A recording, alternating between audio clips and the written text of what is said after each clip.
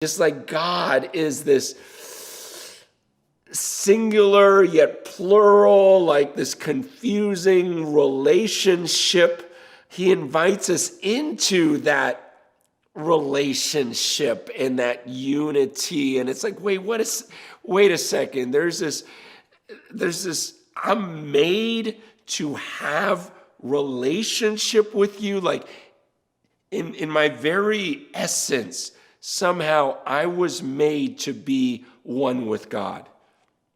I know I'm not explaining it well, because it's like, it's kind of beyond our understanding in some ways. It's like he makes it so that there are things that we don't quite understand about him. The Bible says we see in part, we see in like a mirror dimly, but he does reveal some things to us.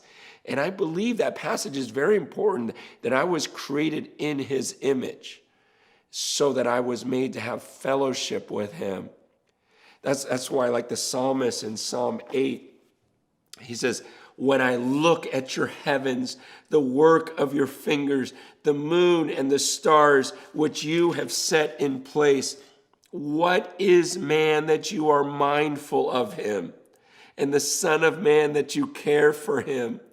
He's like, I look at the stars, I look at the way everything works, and any of us that have studied our Milky Way or the solar system, we're like, what the heck? This thing goes on forever. We're the tiniest little speck, and then you look at a microscope and you're like, what in the world? What is going on in my mouth with every saliva gland? You're like, this is intense. The God who created all of this says he made me in his image, and I was made to have fellowship with him, like to be one with him.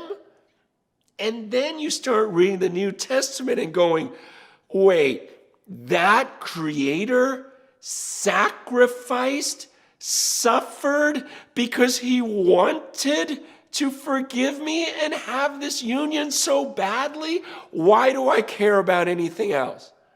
Okay, so yes, I love people and I love my relationship with them, but you're telling me I could be one, and I was made in his image, and there's something in the core of my essence that was created specifically different from all other creation because he wanted oneness with me. And these are the words Jesus says, look, I'm knocking at the door. If anyone opens that door, I'll come into him and I'll dine with him.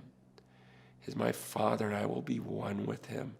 My very spirit will enter into him.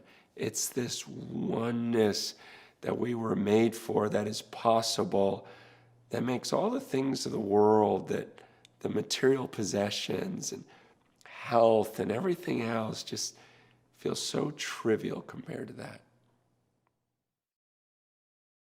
I think the most popular lie today is